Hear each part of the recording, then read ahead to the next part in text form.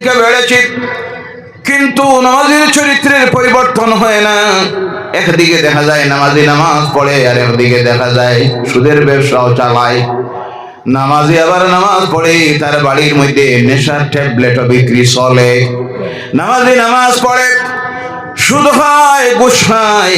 নামাজি নামাজ পড়ে, পরনিন্দা করে, চুগলখড়ি করে, আইল ঠেলাঠেলি করে, ওজনে কম দেয়, সমস্ত নাফরমানিতে লিপ্ত আছে। তার কারণ হলো ওই নামাজি নামাজের মধ্যে দাঁড়িয়ে যা পড়ে, কি পড়ে সে নিজেও বুঝে। তার প্রমাণ, এক হিন্দু ভদ্রলোক মুসলমানের এলাকায় বাড়ি, প্রতিদিন তার ঘর থেকে বার হইয়া যখন হাট বাজারে যায় বা তার ডিউটিতে যায়, রাস্তায় পড়ে মসজিদ। কি পড়ে? মসজিদ পড়ে। যাওয়ার সময় অনেক সময় মসজিদের দিকে লক্ষ্য করে, দেখি তো মুসলমানরা মসজিদে ঢুকে কি করে। শুনলাম তো মসজিদে ঢুকে তারা অস্ত্র শস্ত্র ট্রেনিং করে, জিহাদের শিক্ষা দেয়, বলে নাউজুবিল্লাহ। তো মসজিদের সামনে গিয়ে কোনোদিন যখন দাঁড়ায়, দেখে নামাজ চলতেছে। কি চলতেছে? নামাজ চলতেছে। দাঁড়িয়ে অনেক সময় শুনে, হঠাৎ করে তার কাছে ধরা পড়ল, প্রতিদিন যখন দাঁড়াই দেখি তাদের ইমাম সাহেব যিনি আগে গিয়ে দাঁড়ান, আর ওই ইমাম সাহেব নামাজ পড়াইতে গিয়ে রুকুর থেকে যখন দাঁড়ান, দাঁড়াতে গিয়ে বলেন সামি আল্লাহু লিমান হামিদা। আছে না নাই? চিন্তা করে, প্রত্যেক দিন দেখি মসজিদের ইমাম সাহেব একটা মেয়ের লাগে খালি দোয়া করেন, আর বাকি কারোর লাগে দোয়া করেন না। যে মেয়েটার নাম হইল হামিদা। কোনটা? জি, হামিদা। চিন্তা করলো ব্যাপারটা কি, এর সঙ্গে কি ইমাম সাহেবের কোন সম্পর্ক আছে নাকি? আচ্ছা, ক্লিয়ার হওয়া দরকার ব্যাপারটা। তার এক মুসলমান বন্ধুর কাছে যায়, জিজ্ঞাসা করলো, ভাই একটা ব্যাপার বুঝলাম না, তোমরা যখন নামাজ পড়ো ওই মসজিদের ইমাম সাহেব প্রত্যেকের দিন দেখি রুকুর থেকে যখন দাঁড়ায়, মহল্লায় তো আরো অগণিত যুবতী মেয়েরা আছে, মহিলারা আছে, ফাতেমা আছে, জায়নাব আছে, রুকিয়া আছে, কুলসুম আছে, কারোর জন্য তো দোয়া করে না, প্রত্যেকের দিন দেখি শুধু হামিদার লাগি দোয়া করে। ব্যাপারটা কি? মুসলমান ভদ্রলোক চিন্তায় পড়লো, কথাটা ঠিক তো। আমিও যখন মসজিদে যাই প্রত্যেক দিন তো দেখি ইমাম সাহেব রুকুর থেকে উঠতে গিয়ে হয় সামি আল্লাহু লিমান হামিদা। ব্যাপারটা কি? আজকে ইমাম সাহেবের জিজ্ঞানি লাগে, গেছে মসজিদে গিয়ে জিজ্ঞাসা করে, ইমাম সাহেব ব্যাপারটা কি? লুকাইবা না, আমার কাছে ক্লিয়ার বলে দিবা।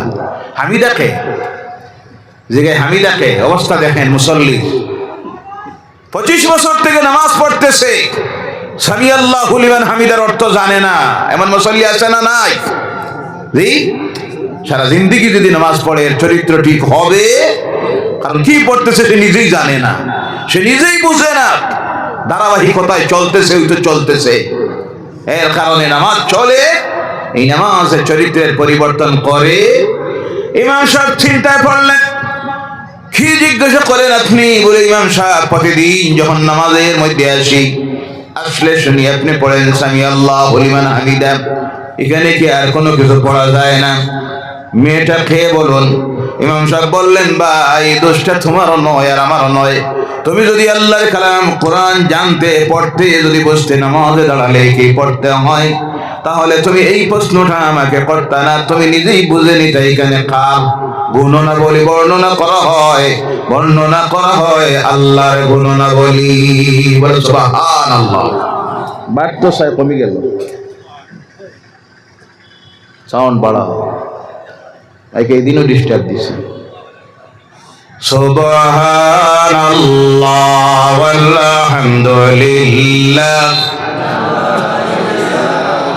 ইল্লাল্লাহ, সুবহানাল্লাহ ওয়ালহামদুলিল্লাহ ইলাহা ইল্লাল্লাহ, লা ইলাহা ইল্লাল্লাহু মুহাম্মাদুর রাসূলুল্লাহ সাল্লাল্লাহু আলাইহি ওয়াসাল্লাম। ভাইরা আমার বলার উদ্দেশ্য হলো, যেই সময় আজকে আধুনিক বিজ্ঞানের উন্নতি হচ্ছে, পৃথিবীর মানুষ আল্লাহর কালামকে বুঝতেছে, এর উপর গবেষণা করতেছে, রিসার্চ করে করে আল্লাহর দ্বীনের দিকে আসতেছে। পৃথিবীর পথহারা মানুষ, শিক্ষিত মানুষ করে বিশেষ করে জ্ঞান বিজ্ঞানের দিক দিয়ে যারা রিসার্চ করতেছে তারা এই সবচেয়ে বেশি আজ আল্লাহ দ্বীন ইসলাম গ্রহণ করতেছে, আর প্রতিদিন শত শত মানুষ পড়তেছে লা ইলাহা ইল্লাল্লাহু মুহাম্মাদুর রাসূলুল্লাহ সাল্লাল্লাহু আলাইহি ওয়াসাল্লাম। কিন্তু আমরা সেই সময় রিসার্চ তো দূরের কথা, গবেষণা দূরের কথা, একটাবার মনে এই চিন্তাটা আয় না কি নিয়ামত আল্লাহ দিছেন, পড়ে দেখি, অর্থটা পড়ে দেখি, সংক্ষিপ্ত ব্যাখ্যাটা পড়ে দেখি। যদি পড়তেন তাহলে দেখতেন কি নিয়ামত আল্লাহ দিয়েছেন। প্রত্যেকটা কথা কোরআন বলেছে যুক্তিসঙ্গত, প্রত্যেকটা কথার পিছনে যুক্তি দিয়েছে, প্রত্যেকটা কথা বলতে গিয়ে বাস্তবতার সঙ্গে মিলিয়ে বলেছে, প্রত্যেকটা কথা বলতে গিয়ে মানুষের এর পিছনে কি উপকারিতা আছে অপকারিতা আছে তা বলেছেন। প্রত্যেকটা সমস্যার কথা আগে উল্লেখ করেছে, সমাধান কেমনে হবে তা বলে দিয়েছে। বলতে গিয়ে শুধুই বলেছে তা নয়, বৈজ্ঞানিক যুক্তি কথা দিয়ে প্রতিটা কথা মানুষের সামনে আল্লাহর কালাম কোরআন উপস্থাপন করেছে। যার কারণে আজকে দেখা যায় আমরা তো বুঝি না, আমরা জানি না। আজকে দেখেন অনেক সময় আমরা তো ভাবি শুধু মদ হারাম, কেন আল্লাহ মদটাকে হারাম করলো? আল্লাহ সেই যুক্তি কোরআনের মধ্যে দিয়েছেন। কিন্তু আমার বলার উদ্দেশ্য হলো কোরআন যা বলেছে আজকে ১৫০০ বছর পর পৃথিবীর আধুনিক বিজ্ঞান সায়েন্স এর উপর রিসার্চ করে করে গিয়ে দেখতেছে পৃথিবীর মানুষের জন্য সব কিছু কল্যাণকর। যেটাকে হালাল বলেছে দুনিয়ার মানুষের কল্যাণের জন্য, হারাম যেটাকে বলেছে সেটা দুনিয়ার মানুষের কল্যাণের জন্য। অনুরূপভাবে যত ইবাদতের নির্দেশ আল্লাহ পাকে দিয়েছেন প্রত্যেকটা মানুষের শুধু নেকি পাওয়ার জন্য নয়, গুনাহ থেকে মুক্ত হওয়ার জন্য, তৎসঙ্গে মানুষের দেহের শান্তির জন্য, সমাজে শান্তি প্রতিষ্ঠিত করার জন্য, আল্লাহর এই জমিনে শান্তি প্রতিষ্ঠিত করার জন্য আল্লাহ প্রত্যেকটা ইবাদতের নির্দেশ দিয়েছেন। বলো সুবহানাল্লাহ। আমরা না বোঝার কারণে আমরা ভাবি যে নামাজটা আল্লাহ যেমন দিয়েছেন মনে হয় আল্লাহ তার ক্ষমতা পাওয়ার বাড়ানির লাগিয়ে ওযুর নির্দেশ আল্লাহ দিয়েছেন। দেখি মুসিবতে পালাইছেন আমরা রে, এই ঠান্ডা রাত ফজরের সময় ওযু করতে কষ্ট আছে না নাই? রে কষ্ট আর বুঝতাম কেমনে, ওযু তো ফজরের সময় করিও না রে, করলে তো বুঝতাম। কারণ শতকরা তো ফজরের সময় আমরা ওযু করি, মসজিদে যাই শতকরা ৬০ জন। কয়জন? ৪ জন। বাকিরা আচ্ছা আমার ভাই বলছেন কোনোদিন ১ জনও নাই। নাউজুবিল্লাহ বললেন না? ও মুসলমানেরা একটাবার খেয়াল করো, কোথায় যাইতেছে এই জাতির এই সমাজের অবস্থা, কোথায় গিয়ে পৌঁছতেছে, কি অবস্থা চলতেছে বিশ্বজুড়ে এদের বিরুদ্ধে। গ্রাম বলুন, শহর বলুন, রাজ্য বলুন, রাষ্ট্র বলুন, বিশ্ব বলুন, সর্বত্র আজকে যাদের বিরুদ্ধে পরিকল্পনা রচনা করা হচ্ছে, ষড়যন্ত্র তৈরি করা হচ্ছে ইসলামকে, কোরআনকে, এই জাতিকে জমিন থেকে মিটাইয়ে দেওয়ার জন্য, সেই সময় এখন পর্যন্ত এই জাতি একটাবারও হুঁশ জায়গায় আয় নাই, এখনো বেহুশিতে চলতেছে। কথা লিখি না? ও আমার ভাইরা, বলতেছিলাম ওযু আল্লাহ পাক দিলেন। অনেক সময় আমরা ভাবি এই ঠান্ডার দিনে যদি নামাজ ৩ ওয়াক্ত হইতো কত ভালো হইতো। মাথা সানা মিশা এসা যদি আর ফজর না হইয়া খালি ৩ ওয়াক্ত কত ভালো হইতো। রোজা মাসে আল্লাহ যদি রোজা দিল, নামাজ যদি মাফ করে দিত কত না ভালো হইতো। এখানেও দেখা যায় উল্টা। আরো অন্য মাসে আছে ৫ ওয়াক্ত, কয় ওয়াক্ত? এই মাসে আল্লাহ আরো ১ ওয়াক্ত বাড়াই দিছে তারাবির নামাজ। জি কি কষ্ট সারাদিনে রোজা রাখার পরে। আহারে বুঝলাম না, সব কিছু আল্লাহ দিয়েছেন মানুষের কল্যাণের জন্য, মানব বডির শান্তির জন্য, মানুষের নিরাপত্তা দেওয়ার জন্য, সমাজে শান্তি প্রতিষ্ঠিত করার জন্য। বলেন সুবহানাল্লাহ। ভাইরা আমার, ওই খালি জায়গাটা পুরা করে দিন। ওই যে আগে বলছি না বাচ্চাগুলি আপনারা দিবেন, এই দেখেন না উঠে উঠে একটা যার, আবার মাথা টুপিও নাই, দেখছেন? খবর লইয়া দেখেন তার বাপ এখানে আইসে না, বাপরও টুপিও নাই। জি, কারণ বাপের যদি থাকতো তারই অবস্থা হইতো না। চাপাই আসেন আপনারা, চাপাই আসুন, পিছনের দিকে জায়গা নাই হয়ে গেছে, চাপিয়ে আসুন। লা ইলাহা ইল্লাল্লাহ, লা ইলাহা ইল্লাল্লাহ, লা ইলাহা সুবহানাল্লাহ ওয়ালহামদুলিল্লাহ ওয়া লা ইলাহা ইল্লাল্লাহ, লা ইলাহা ইল্লাল্লাহ মুহাম্মাদুর রাসূলুল্লাহ সাল্লাল্লাহু আলাইহি ওয়াসাল্লাম। বলতেছিলাম মদকে আল্লাহ হারাম করলো। আজকে ইউরোপ আমেরিকায় দেখা যায় সবচেয়ে বেশি মানুষ পাগল হয় এবং পাগলখানা সবচেয়ে বেশি ইউরোপ আমেরিকার খ্রিস্টান রাষ্ট্রগুলিতে। পৃথিবীতে সমীক্ষা করে দেখা গেছে সবচেয়ে বেশি পাগলের সংখ্যা খ্রিস্টান রাষ্ট্রে। তার কারণ কি? তারাকে খুঁজাইয়া দেখছে। এক নম্বরের কারণ হলো নেশাদ্রব্য সেবনের এফেক্টে এক নম্বরে ব্রেইন ফেল করে, মাথা খারাপ হয়। কি হয়? কি হয়? মাথা খারাপ হয়। এর কারণে সবচেয়ে বেশি পাগল ইউরোপ আমেরিকায়।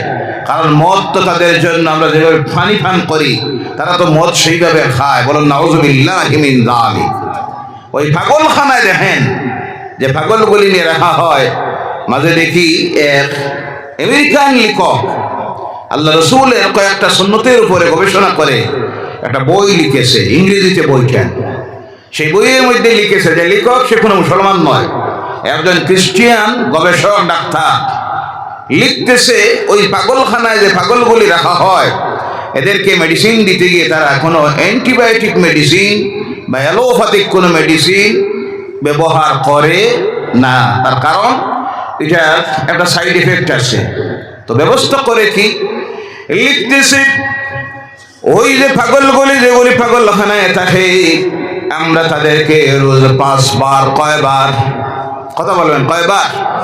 5 বার ঠান্ডা জল দিয়ে তাদের মাথার মধ্যে মেসেজ করি। রোজ 5 বার তাদের মুখের ভিতরে পানি ঢুকাইয়া দিয়ে মুখ বন্ধ করে রাখাই। তাদের হাতটা এতটুকু পানির মধ্যে ঢুকাইয়া দিয়ে রোজ 5 বার তাদেরকে রাখি এবং তাদের পাওটা টাকনোর উপর পর্যন্ত পানির মধ্যে নিয়ে ঢুকাইয়া রাখি। রাখার পরে দেখি এইভাবে 1 মাস তাদেরকে করানির পরে 50% মতো ওই পাগল যারা তারা সুস্থ হয়ে যায়। সুবহানাল্লাহ নাই? এরপরে চিন্তায় পড়ল, এই যে সিস্টেমে আমরা এই কাজটা করাই, এই কাজটা তো দুনিয়ার একটা ধর্ম আছে যে ধর্মের নাম হলো ইসলাম। ইসলাম তাদের অনুসারী যারা তাদের প্রতি নির্দেশ দিয়েছে রোজ 5 বার এই অঙ্গগুলি দৌত করা, যাকে বলা হয় ওযু করা। কে করা? 1500 বছর আগে আমার আল্লাহ সেটা বলে দিয়েছেন, ইয়া আইয়ুহাল্লাযীনা আমানু ইযা কুনতুম ইলাস সালাতি ফাগসিলু উজুহাকুম ওয়া আইদিয়াকুম ইলাল মারাফিক ওয়ামসাহু বিরুসিকুম ওয়া আরজুলাকুম ইলাল কা'বাইন। জোরে বলো আল্লাহু আকবার। ঈমানদাররা, তোমরা যখন নামাজ পড়ার নিয়ত করবা, নিয়ত তোমাদের উদ্দেশ্য করবা, তখন তোমাদের মুখমণ্ডলটা দৌত করে নিও আর তোমাদের হাতটা কবজির উপর পর্যন্ত দৌত করে নিও। তোমাদের মাথাটাকে মুসেহ করে নিও আর 2টা পাও দৌত করে নিও। আমার আল্লাহ 1500 বছর আগে এই জাতির জন্য, মুসলমানদের জন্য ফরজ করে দিয়েছেন কয়টা কাজ? কয়টা? তাড়াতাড়ি বলেন, কয়টা? 3 বার করার বাদে জবাব দেন কেন? কথা বুঝতে অসুবিধা হয় নাকি? 60টা। কয়টা? ওযুর ফরজ কয়টা? 60টা। যেটা আজকে প্র্যাকটিক্যালি তারা ব্যবহার করে যে দেখতেছে পাগলের সবচেয়ে বড় ঔষধ। সুবহানাল্লাহ বলেন। ও আমার ভাইরা, এর কারণে কোন ব্যক্তি যদি 5 ওয়াক্তের নামাজি হয়ে যায় 5টা বার যদি কমপক্ষে ওযু করে, যে রোগটা থেকে আল্লাহ তাকে হেফাজত করে নেবেন, সেই রোগটা হলো মস্তিষ্ক বিকৃতি, পাগল হওয়ার রোগ থেকে বাঁচার জন্য আল্লাহ যে মেডিসিন দিলেন, সেই মেডিসিনের নাম হলো না ওযু। সুবহানাল্লাহ। বুঝলাম না কি নিয়ামত পাইলাম, কি ধর্ম পাইলাম। ভাইরা আমার, তৎসঙ্গীত ওই ওযু করতে গিয়ে আমরা যে অঙ্গগুলি দৌত করি, মুখের ভিতরে পানি ঢুকাইয়া করলে করি, নাকের ভিতরে পানি দিয়া ওয়াশ করি, কানের ভিতরে আঙ্গুল ঢুকাইয়া ওয়াশ করি, আরো বিভিন্ন যে জায়গাগুলি দৌত করি, কনির উপর পর্যন্ত আমার রাসূলের সুন্নাত যেগুলি ওযুর মধ্যে, এই সমস্ত কাজগুলির উপরে রিসার্চ করে গবেষণা করে পৃথিবীর নাম করা 22 জন ডাক্তার, কোন মুসলমান নয়, খ্রিস্টান ডাক্তারেরা যে মতামত দিয়েছে, অভিমত দিয়েছে, তারা লিখেছে ওই যে সিস্টেমে মুসলমানরা তাদের প্রার্থনা করার আগে যে সিস্টেমে তাদের অঙ্গগুলি দৌত করে, সেইভাবে যদি কোনো মানুষ রোজ 5 বার দৌত করে, ওইগুলিকে যদি ওয়াশ করে, পৃথিবীর মারাত্মক 22টা রোগ থেকে তার বডির হেফাজত হয়ে যায়। সুবহানাল্লাহ। নাই আমরা তো ভাবি আল্লাহ এত কষ্ট হয়, ঠান্ডা ফেনে দিলায়, আল্লাহ কয় দিলাম ঔষধ বানাইয়া। সুবহানাল্লাহ, সুবহানাল্লাহ। কি বানাইয়া? ঔষধ। ঔষধ আজকে জাতি গ্রহণ করে না, যার কারণে সব রোগে ধরছে, সব রোগে ধরেছে। একদিকে দুনিয়ার রোগ, বডির রোগ, ডাক্তারে হসপিটালে গেলে বেশি কারারে পাওয়া যায়। জি কথা বলবেন। মেডিকেল কলেজে গেলে কারারে বেশি পাওয়া যায়? মুসলমান। কারা? নার্সিং হোম, ডাক্তারের সামনে গিয়ে দেখাবেন সংখ্যা অনুপাতে তাদের চাইতে আমরা বেশি। কথা ঠিক কিনা? আর এরপরে দুনিয়ার সামাজিক নাফরমানির রোগে ধরছে কারারে বেশি? থানায় গেলে বারিন্দায় কারা বেশি? জি কথা কই না? কোর্টের বারিন্দায় কারা সবচেয়ে বেশি? কারা? রোগে ধরছে, একদিকে বডির রোগে, শারীরিক রোগে, আর একদিকে সামাজিক ব্যাধি, আল্লাহর নাফরমানির সব রোগে ধরছে, যার কারণে একদিকে হসপিটালে আর আরেকদিকে থানায় আর কোর্টের বারান্দায়। এই সমস্ত রোগ থেকে মুক্ত হওয়ার জন্য আল্লাহ পাক ইবাদত করে দিয়েছেন। 1 নম্বরে ইবাদত হলো ওযু করা। কি করা? কথা বলেন, কি করা? ওযু করব আমরা। জি রোজ কয়বার? এই কথা বুঝেই না আপনারা। রোজ কয়বার করি আমরা? রোজ 5 বার করি? জি না, সপ্তাহে 1 বার করি। কথা লিখি না? ডাক্তারের প্রেসক্রিপশনে লেখা, রোগীর ঔষধ দিয়া ডাক্তার প্রেসক্রিপশনে লেখা দিয়েছে রোজ 3 বার এই ঔষধটা ব্যবহার করিও। রোগী খায় সপ্তাহে 1 বার। কয়বার? ইনসাফে সেই জবাব দেন, রোগ ছাড়বো, বেমার কমবো, আরো বাড়বো। কথা লিখি না? কারণ এটা যে ক্ষমার লাগে ডাক্তার বুঝছে, এটা ঠিক ব্যবহার করতে হবে। আমার আল্লাহ বুঝেছেন এই জাতিকে যদি চারিত্রিকভাবে সংশোধিত করে আল্লাহর নাফরমানির থেকে যদি বিরাইয়ে রাখতে হয়, এরা এই মেডিসিন ব্যবহার করতে হবে রোজ 5 বার। কয়বার? আর আমরা ব্যবহার করি সপ্তাহে 1 বার, আর বৎসরে 1 মাস। কয় মাস? কয় মাস? এখন থেকে নিয়ত আছে অনেকের, আল্লাহ হায়াতে যদি আমিও থাকি আর তুমিও যদি থাকো, ইনশাআল্লাহ এই বছর রোজা মাস 1 ওয়াক্তের নামাজ ছাড়তাম, তেরাবিও মিস হইতো নাই। নিয়ত করছি হুজুর এই বছর রোজা মাস 1 ওয়াক্তের নামাজ ছাড়তাম নাই। মানে কোন মাস? কোন মাস? রোজা মাস। লগে নিয়ত যেখানে আছে এখান কর না, নিয়ত এখান আছে। এখন কিন্তু 1 ওয়াক্তের নামাজ পড়তাম নাই, আল্লাহর কসম। কথা ঠিক না? বাস্তবে তো দেখা যাইতেছে। অপেক্ষা করতেছি এখন থেকে জিজ্ঞাই হুজুর সব বরাত কেমন বাকি? সব বরাত কেমন বাকি? মানে 1 রাত্রি ইবাদত করার জন্য। আরে মুসলমান, আল্লাহ রাব্বুল আলামিন কি মেডিসিন দিলেন দেখেন। ওযু করার পর আল্লাহর সামনে গিয়ে দাঁড়াইতে হয়। ওই দাঁড়ানির যে সিস্টেম, এর উপরে তারা রিসার্চ করেছে, গবেষণা করেছে। গবেষণা করে গিয়ে ওই বইয়ের মধ্যে লিখেছে, দেখি মুসলমানরা তাদের প্রার্থনা করতে গিয়ে, তাদের আল্লাহকে ডাকতে গিয়ে যেই সিস্টেমে দাঁড়ায় আর যেইভাবে তাদের আল্লাহর সামনে সিজদায় লুটিয়ে পড়ে, ওই পড়তে গিয়ে যে এক্সারসাইজটা তারা করে, বডির একটা অঙ্গ বাকি থাকে না, সব কিছুর তখন এক্সারসাইজ ব্যায়াম হয়ে যায়। সুবহানাল্লাহ। কিডনি থেকে শুরু করে, লিভার থেকে শুরু করে, হার্ট থেকে শুরু করে, চোখ থেকে শুরু করে, নাক থেকে শুরু করে, হাত থেকে শুরু করে, হাতের আঙ্গুল থেকে শুরু করে, পায়ের আঙ্গুল থেকে শুরু করে, শরীরের এমন কোনো জোড়া বাকি থাকে না। আল্লাহর সামনে গিয়ে তার বান্দা যখন দাঁড়ায়, চোখটাকে কন্ট্রোল করে নে, দেখতে হয় সজদার জায়গায়। কোন জায়গায়? সজদার জায়গায়। চোখের ব্যায়াম আরম্ভ হয়ে গেল, ব্রেইনের ব্যায়াম আরম্ভ হলো, দুনিয়ার সব ভুলে যায়। ভুলে গিয়ে তখন তার ব্রেইনে একটাই কথা আসে, এই মুহূর্তে আমি দাঁড়াই আছি আমার রব আল্লাহর সামনে। কার সামনে? আল্লাহর সামনে দাঁড়িয়ে আছি। দুনিয়ার কোনো চিন্তা তখন নাই, চিন্তা ফ্রি হয়ে যায়, টেনশন মুক্ত। এই সময় মানুষ সময় যখন আল্লাহর সামনে গিয়ে দাঁড়ায়, তখন তার জন্য দুনিয়ার সব চিন্তা হারাম হয়ে যায়। এর জন্য যখন হাত তোলে আর এইভাবে যে বান্দে, এই বান্দার নাম হলো তাহরিমা। কোনটা? দুনিয়ার সব হারাম, ব্যবসারও চিন্তা নাই, স্ত্রীরও নাই, মেয়েরও নাই, ছেলের নাই, চাকরির নাই, দুনিয়ার কিছু নয়। তখন তার ভিতরে একটাই চিন্তা, আমি দাঁড়িয়ে আছি আমার রব, বিশ্ব ব্রহ্মাণ্ডের মালিক যিনি, রব্বুল আলামিন যিনি, তার সামনে দাঁড়িয়ে আছি তাকে সন্তুষ্ট করার জন্য।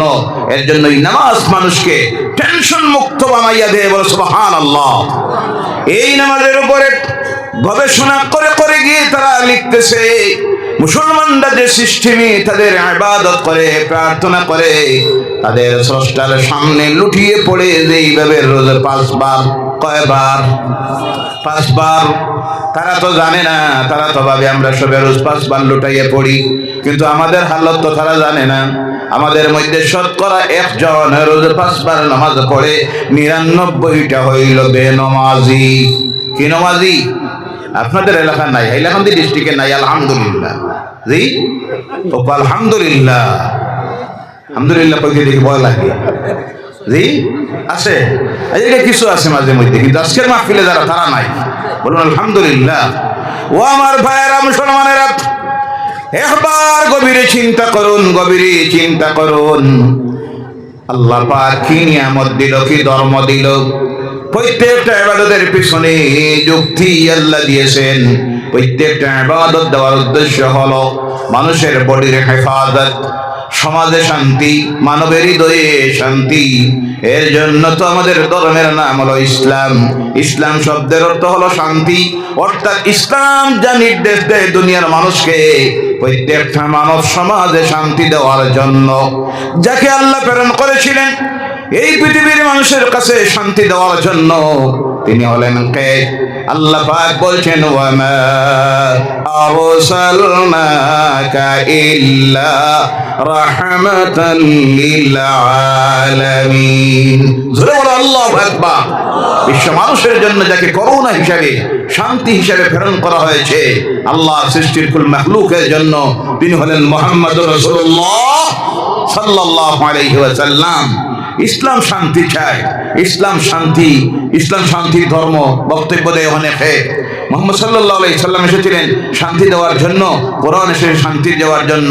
ওই স্লোগানে আর বক্তব্যে হবে না যতক্ষণ না ইসলামের দেওয়া বিধান, আল্লাহর দেওয়া কালাম কোরআনুল কারীম আপনার আমার বাস্তবে জীবনে, পারিবারিক জীবনে, সামাজিক জীবনে প্রতিষ্ঠিত হবে না, রাষ্ট্রীয় জীবনে প্রতিষ্ঠিত হবে না, যতদিন পর্যন্ত আপনার আমার চলাফেরা আল্লাহ রাসূলের আদর্শ অনুযায়ী হবে না, ততদিন পর্যন্ত আমার মনেও শান্তি আসবে না, দেহে শান্তি আসবে না, আমার পরিবারেও শান্তি আসবে না, সমাজেও শান্তি আসবে না। ওই শান্তি আনার জন্য আল্লাহ পাক দিয়েছেন ইবাদত করি, প্রত্যেকটা ইবাদত। যেমন আমরা দেখি রমজান মাসের রোজা, যখন রোজা রাখি অনেকের মনে প্রশ্ন আসতে পারে, ওই রোজার ফাজিলতের উপরে বলতে যাব না সময়ের সংক্ষিপ্ততার কারণে, কিন্তু আমার বলার উদ্দেশ্য হলো ওই রমজান মাসে আমরা রোজা যখন রাখি দেখা যায় আরেকটা ইবাদত আল্লাহ বেশি দিয়েছেন, যার নাম হলো তারাবির নামাজ। কি নামাজ? আগে বলেছি, 3 বার কইছি, এখন তো আবার কোয়াটা বেয়াদবি হইব আপনার সঙ্গে। আগে অনুরোধ করেছি সামনের খালি জায়গাটা চাপাইয়া বসে যান, পিছনে জায়গা নাই, এখনো নাই, অনেক আসতেছেন, বসার জায়গা নাই। আমি দেখতেছি, আপনাদের দেখার দরকার নাই। চাপাইয়া আসুন, সামনের দিকে খালি জায়গাটা পুরা করে দেন। যারা আসতেছেন প্রত্যেকে বসার সুযোগটা করে দেন। লা ইলাহা ইল্লাল্লাহ ওয়া লা ইলাহা ইল্লাল্লাহ, লা ইলাহা ইল্লাল্লাহ, হাসবি রব্বি জাল্লাল্লাহ, মা ফি কলবি নূর মুহাম্মদ সাল্লাল্লাহ, লা ইলাহা সুবহানাল্লাহ ওয়ালহামদুলিল্লাহ, ইলাহা ইল্লাল্লাহ, লা ইলাহা ইল্লাল্লাহ, সুবহানাল্লাহ ওয়ালহামদুলিল্লাহ।